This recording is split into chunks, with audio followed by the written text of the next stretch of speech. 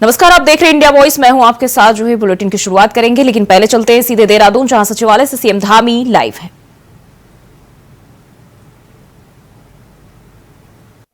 तो आप सबका, क्योंकि लगातार आप सब लोग पहले दिन से इसके साक्षी रहे हैं और अब कुछ ही समय बचा है जब हम इसको धरातल पर उतारेंगे और देवभूमि उत्तराखंड को देश की आजादी के बाद ये पहला देश का हमारा राज्य बन जाएगा जिसको ये गौरव प्राप्त होगा कि यहाँ पर समान नागरिक संहिता का विधेयक लागू हो गया है। राज्य स्थापना से पहले लागू हो जाएगा।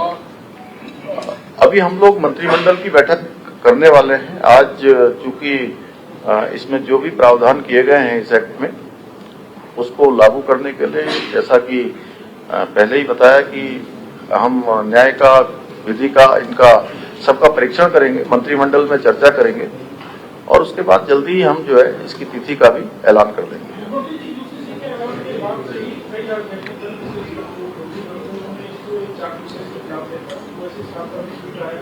कई लोगों ने अपनी राय दी और इसके सामने आप ये 4 खानों में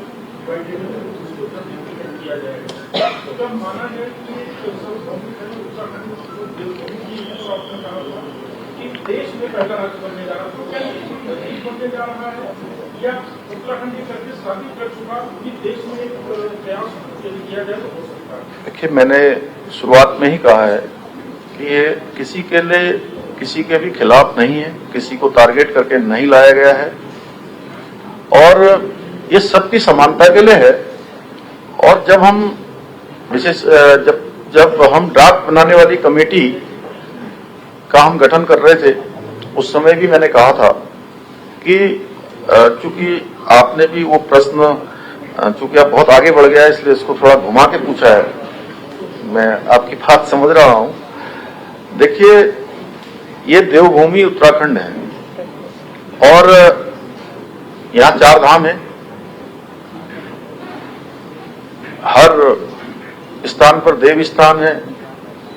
ये सैनिक बाहुल्य हमारा प्रदेश है। देवभूमि के साथ साथ वीरभूमि भी है। प्रत्येक परिवार से कोई न कोई देश की सीमाओं पर देश की रक्षा के लिए इस उत्तराखंड के प्रत्येक परिवार से अपना योगदान दे रहा है। 2 अंतर्राष्ट्रीय सीमाओं से लगा हुआ है और हमने पहले ही कहा कि देवभूमि में हम सबके लिए एक समान कानून लाएंगे। कोई किसी पंथ का होगा, किसी वर्ग का होगा, किसी भी समुदाय का होगा और उसके लिए हमको देवभूमि उत्तराखंड की देवतुल्य जनता ने अपना आशीर्वाद दिया, अपना समर्थन दिया, अपना मैंडेट दिया। तो देवभूमि की जनता ने ही कहा है हमसे कभी।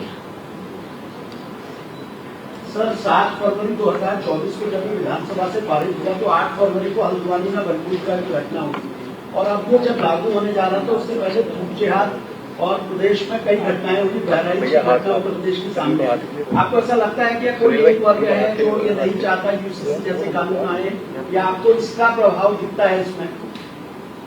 देखिए, जो लोग देश के अंदर, देश की आजादी के बाद से लगातार तुष्टीकरण को बढ़ावा देते रहे, एक दूसरे के खिलाफ लोगों को लड़ाते रहे, क्षेत्र की और धर्म के आधार पर, वर्ग के आधार पर लोगों को बांटते रहे, उन लोगों को लगता है कि ये जो एक्ट है बहुत आसानी से, सर्वसम्मति से देवभूमि में लागू होने जा रहा है। लेकिन फिर मैं कहना चाहता हूं कि हम किसी को टारगेट करने के लिए ये एक्ट नहीं ला रहे हैं।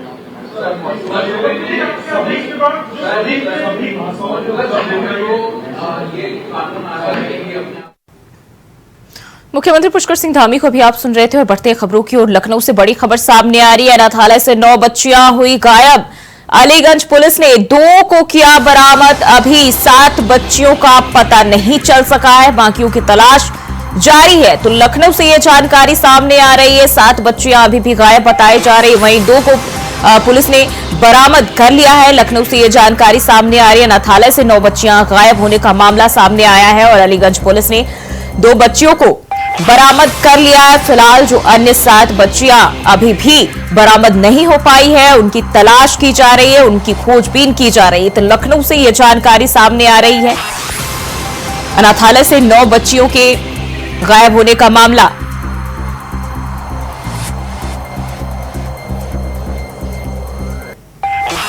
ये प्रकरण थाना अलीगंज से संबंधित है।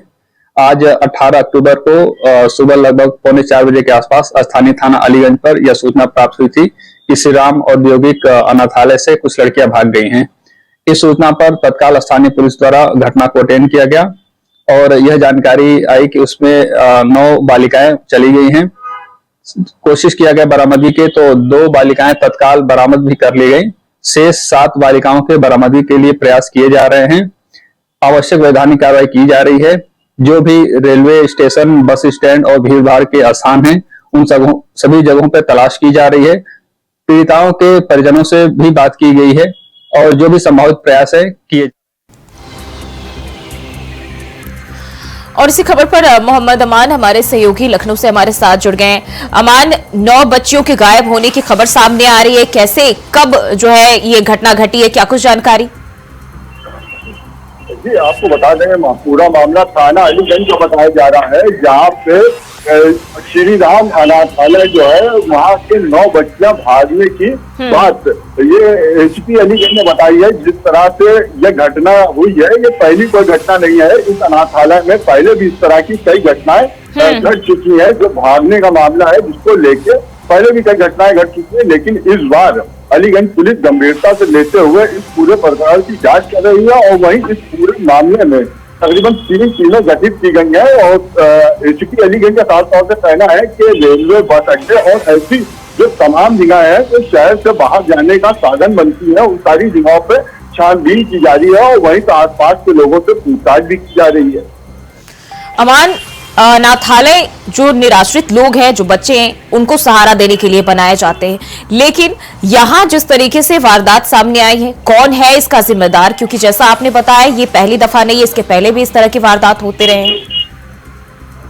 जी, आप तो ये भी बताएंगे, जिस तरह से यह घटनाएं घट रही हैं, तो पुलिस ने इस बार जो पूरे मामले को गंभीरता से लेते हुए जो 3 टीमें गठित की हैं, तो पूरे मामले की जांच कर रही है। फिलहाल अभी कोई ऐसा व्यक्ति या कोई ऐसा शख्स सामने निकल के नहीं आया है कि जिसकी वजह से ये घटनाएं घट रही है, लेकिन पुलिस लगातार इस पूरे मामले में जांच कर रही है और जांच में जो भी दोषी पाया जाएगा उसके खिलाफ सख्त से सख्त कार्रवाई की जाएगी।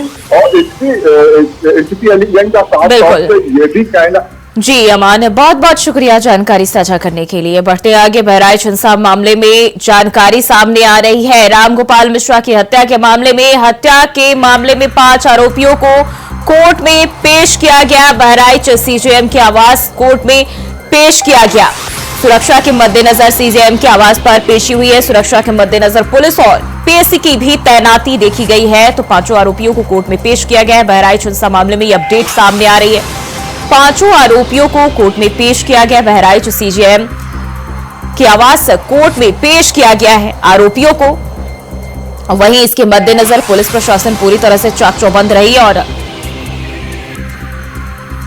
सुरक्षा के मद्देनजर पुलिस और पीएससी के जवानों की तैनाती भी इस दौरान देखने को मिली।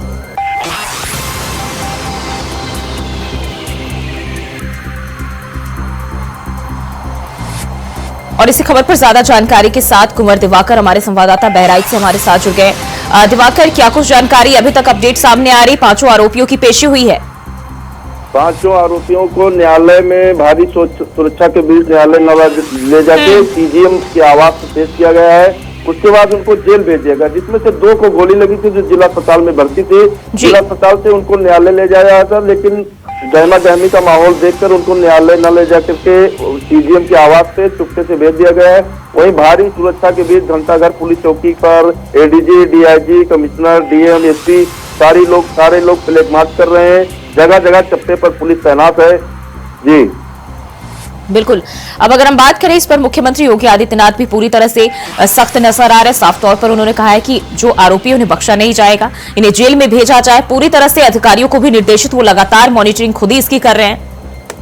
कहीं न कहीं योगी जी के सख्त निर्देश से कोई भी दंगाइयों को बख्शा नहीं जाएगा। इसी में जितने भी दंगाइये हैं उन पर जो आरोपी है उन पर एनएसए की कार्रवाई, गैंगस्टर की कार्रवाई चल रही है, एनएसए लगाया जाएगा। इसका बयान पुलिस अध्यक्ष बिंदा शुक्ला ने भी दिया था। अभी तत्काल एक वीडियो वायरल हुआ है राम गोपाल पिता का, उसका कहना है, अभी वायरल हुआ है वीडियो में, उसका कहना है कि हम इस कार्रवाई से संतुष्ट नहीं है, हम अगर कार्रवाई न हुई तो आत्महत्या कर लेंगे। ये वीडियो अभी सोशल मीडिया पर जारी किया उसके राम गोपाल के पिता ने। बिल्कुल, अब परिजनों की क्या मांग है? जो वीडियो जैसा आपने बताया सामने आया है, क्या कह रहे वो, क्या कार्रवाई पीड़ित परिवार की ओर से मांग की जा रही है? क्योंकि अब तो मुख्यमंत्री भी सक्रिय है।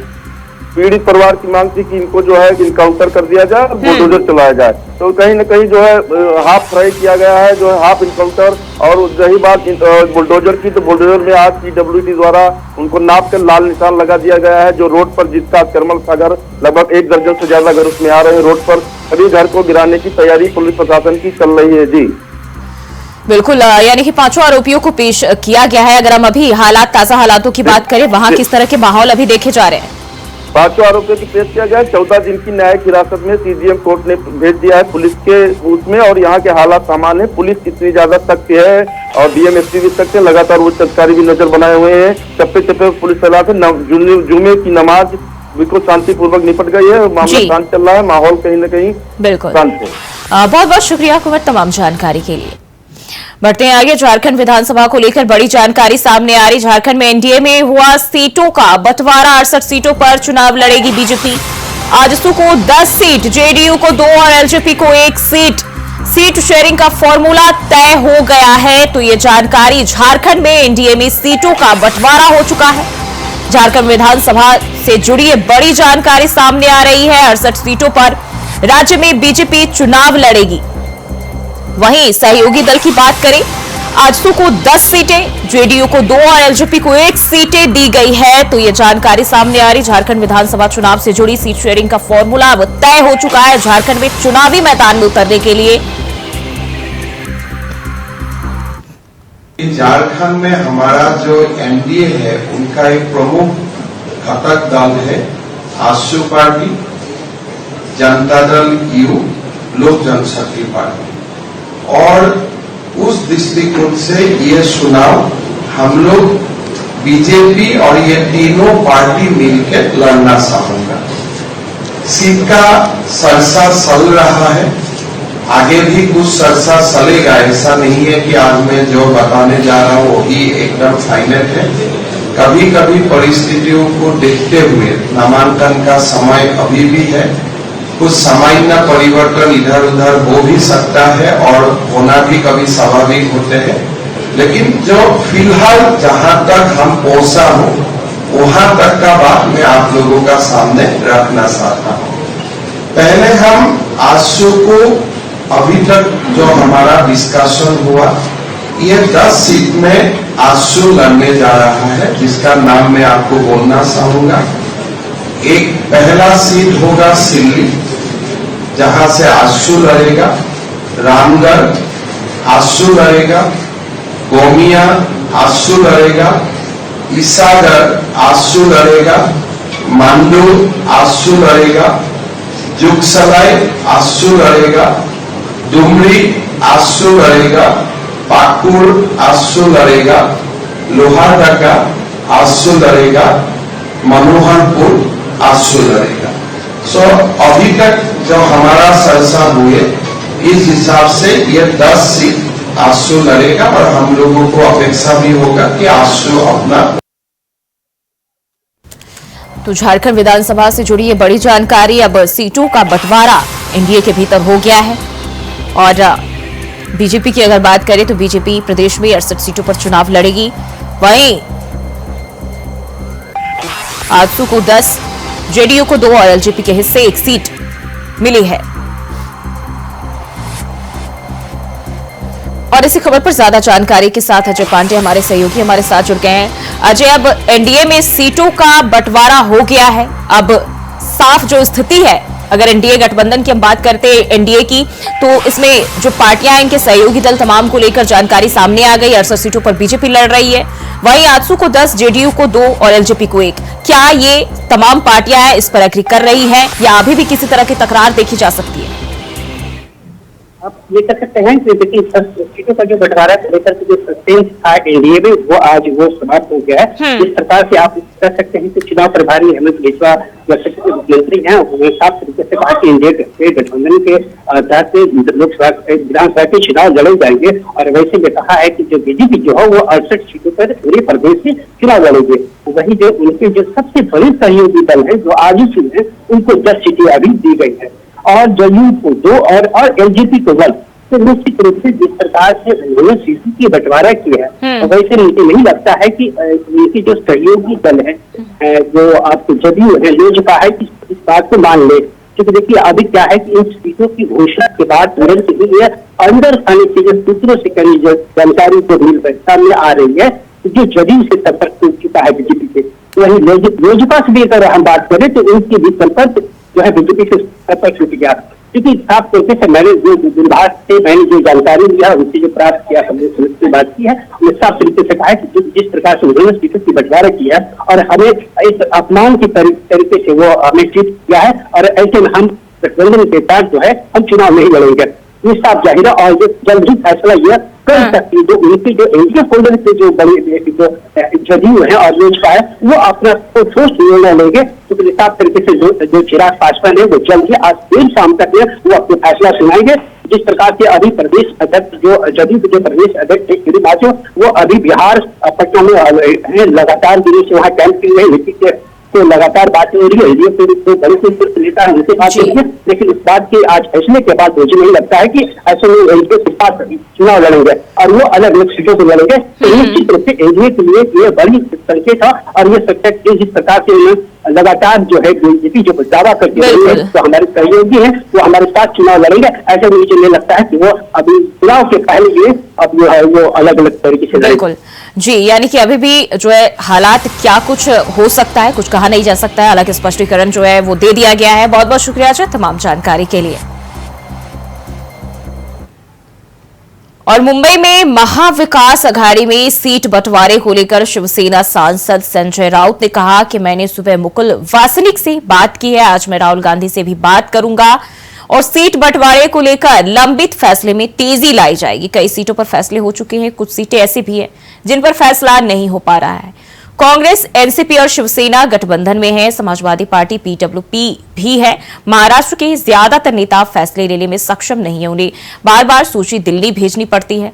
अब वह समय निकल चुका है, हम चाहते हैं कि यह फैसला जल्द से जल्द हो। एनसीपी और शिवसेना के बीच कोई बड़ा मतभेद नहीं है, कांग्रेस में भी नहीं है, लेकिन कुछ सीटें ऐसी हैं जिन पर तीनों पार्टियां दावा करती हैं। महाराष्ट्र में नाना पटोले हमारे सहयोगी है, लेकिन कुछ सीटों पर समस्या है और इसे सुलझा लिया जाएगा। कांग्रेस, एनसीपी, शिवसेना और हमारा अलायंस पार्टी है। समाजवादी पार्टी, कम्युनिस्ट, हमारी यहाँ एक शेतकरी कामगार पार्टी है। अब टाइम कम है बहुत, तो महाराष्ट्र के नेता है वो निर्णय लेने में सक्षम नहीं है, ऐसा मुझे लगता है कि बार बार उनको दिल्ली में लिस्ट भेजनी पड़ती है, फिर चर्चा होती है। अब वो समय निकल चुका है। हम चाहते हैं कि जल्दी से जल्दी ये फैसला हो जाए। एनसीपी और शिवसेना में कोई ज्यादा मतभेद नहीं है, कांग्रेस में भी नहीं है, समझ लो कि कुछ सीटें हैं जिनके ऊपर सभी तीन पार्टी दावा करती है। तो आज हमने कांग्रेस हाईकमान से भी चर्चा की दिल्ली में। आज सुबह मैं पार्टी चीफ उद्धव ठाकरे जी से उनको पूरा मैंने जो मीटिंग में हो रहा है हो गया उस बारे में मैंने माननीय उद्धव ठाकरे जी से भी बात की। उद्धव ठाकरे जी से मुझे कुछ सूचनाएं मिली है, मैं उसका पालन करूंगा शाम तक और मुझे लगता है कि ये मामला सुलझ जाएगा। सर, नाना पटोले का रवैया सर काफी अड़िग है, वो अड़ियल रवैया अपना रहे जिस वजह से पूरा मामला फंसा हुआ, ऐसी जानकारी सामने आ रही है। मुझे मालूम नहीं, शिवसेना के साथ कोई इस प्रकार का रवैया नहीं कर सकता, ये शिवसेना है। हम ज्यादा अनुभवी है महाराष्ट्र के। नाना पटोले हमारे साथी है,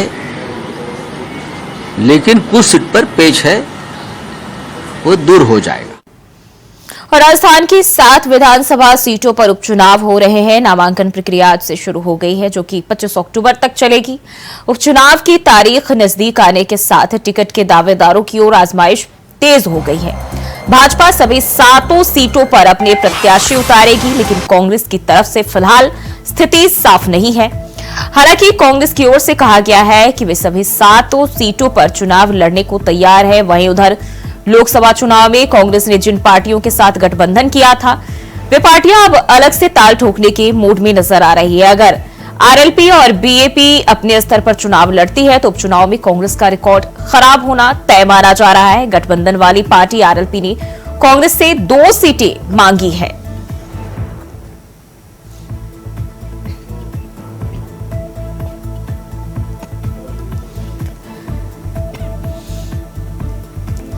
तो अब दावेदारों की भागदौड़ जो है वो बढ़ती जा रही है और जयपुर से दिल्ली तक नेताओं की आजमाइश। बीजेपी सभी 7 सीटों पर अपने प्रत्याशी उतारेगी, वहीं कांग्रेस फिलहाल असमंजस में। गठबंधन पार्टियों के चलते अब टेंशन कांग्रेस पार्टी के भीतर बढ़ती जा रही है। और इसी खबर पर ज्यादा जानकारी के साथ कुलदीप सैनी हमारे सहयोगी हमारे साथ जुड़ गए हैं। कुलदीप, अब जो है चुनाव नजदीक है और ऐसे में हम देखिए कांग्रेस और बीजेपी दोनों के दावेदारों की भागदौड़ वो बढ़ती जा रही है। जो नेता है वो जयपुर से लेकर दिल्ली तक अपनी पूरी जोर आजमाइश लगा रहे हैं। राजस्थान में जो 7 सीटों पर उपचुनाव हो रहे हैं उसको लेकर आज से नामांकन प्रक्रिया शुरू हो चुकी है, जो 25 अक्टूबर तक चलने वाली है। हालांकि आज पहला दिन है तो नामांकन को लेकर भारतीय जनता पार्टी और कांग्रेस को लेकर अभी किसी प्रत्याशी ने नामांकन दाखिल नहीं किया है, क्योंकि जहां भारतीय जनता पार्टी पहले ही मैदान स्तर पर तैयारियों को लेकर पूरी तरीके से तैयार थी, क्योंकि जहां एक और प्रत्याशियों को लेकर यहाँ पर बीजेपी का किसी के साथ गठबंधन नहीं है, तो पार्टी आलाकमान के साथ जो बैठकें हुई है उसमें मदन राठौर और मुख्यमंत्री के साथ अध्यक्षता के बाद ये तय होगा कि आखिरकार दिल्ली के का नाम आलाकमान को सजेस्ट करते हैं। पहले कांग्रेस के लिए बड़ी संकट खड़ा हो गया है, जहां पर कांग्रेस की ओर से जो गठबंधन दल है आरएलपी और जो बाप पार्टी है, उन दोनों ही पार्टियों के लिए बड़ा असमंजस की स्थिति में कांग्रेस है, क्योंकि हनुमान बेनीवाल ने अलग होकर चुनाव लड़ने का ऐलान किया है, वहीं राजकुमार राउत ने भी। तो अब कुलदीप, आरएलपी ने 2 सीटों की मांग की है, क्या संभावना जताई जा रही है, क्या कांग्रेस पर तैयार होगी? कांग्रेस ने साफ तौर पर कह दिया है, क्योंकि अभी 2 दिन पहले ही जब गोविंद सिंह डोटासरा की प्रेस वार्ता थी, उन्होंने साफ कहा था कि इंडिया गठबंधन अलायंस के साथ जो लोकसभा में चुनाव लड़े गए थे उनमें इंडिया गठबंधन का अलायंस रहा, लेकिन ये उपचुनाव राजस्थान के उसके अंदर कांग्रेस अलग होकर चुनाव लड़ने वाली।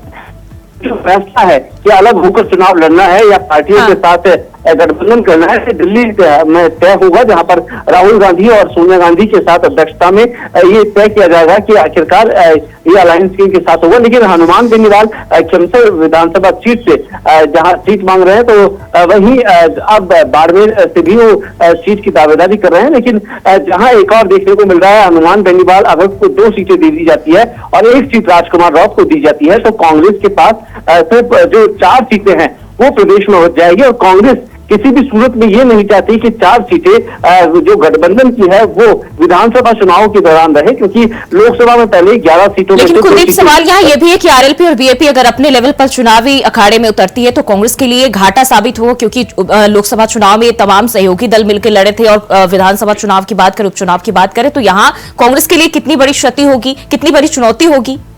देखिए, कांग्रेस के लिए जाहिर तौर पर, क्योंकि भी देखा जाए राजस्थान का जो धरातली स्तर है चुनाव को लेकर, कांग्रेस मजबूत जरूर है, लेकिन अगर खमसर से हनुमान बेनीवाल अलग होकर चुनाव लड़ते हैं और राजकुमार राउत वहां 84 विधानसभा से अलग होकर चुनाव लड़ते हैं, तो दोनों सीटों पर ही भारतीय जनता पार्टी और कांग्रेस को एक बड़ा खामियाजा उठाना पड़ सकता है। दोनों ही प्रत्याशियों के लिए जीत की दावेदारी लगभग पूरी मानी जा सकती है। वही बात करें जहां कांग्रेस के लिए जो जातिगत समीकरण है राजस्थान में, उसे देखते हुए खमसर विधानसभा सीट से जाट जो वोट बैंक है वो कहीं ना कहीं इसमें खास भागीदारी निभाने वाले हैं। उधर राजकुमार राउत की सीट से 84 से आदिवासी जो बेल्ट है वो कहीं ना कहीं इस सीट को लेकर एक प्रमुख भागीदारी निभाएगी। लेकिन बिल्कुल, यानी कि अब जो 7 सीटों पर समीकरण है, चाहे वो बीजेपी की बात करें, कांग्रेस पार्टी की बात करें, तमाम जगह नामांकन प्रक्रिया शुरू होने के बाद भागदौड़ और हलचल जो तेज हुई। बहुत बहुत शुक्रिया तमाम जानकारी के लिए। और फिलहाल के लिए बुलेटिन में बस इतना ही। खबरों के लिए बने रहिए इंडिया वॉइस के साथ।